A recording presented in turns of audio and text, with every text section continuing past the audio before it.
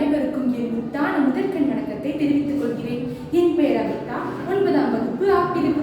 இங்கு உங்கள் முன்னால் நான் பேச எடுத்துக்கொண்ட தலைப்பு கர்ம வீரர் காமராஜர்.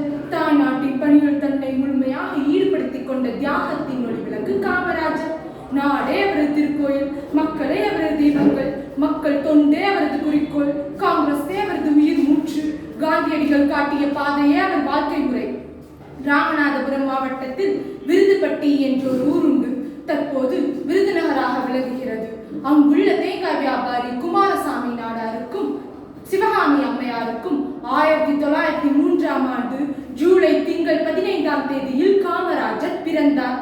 இவரது மகன் திருநாமன் காமாட்சி நாகம்மாள் இவரது தங்கை. இவரது 6வது வயதிலேயே தந்தை காலமடைந்தார். பின்னர் தாய்மாமன் பராமரிப்பில் தான் வளர்ந்து வந்தார். இவர் 6ஆம் வகுப்பு வரை தான் வளர்ந்தார், படித்தார்.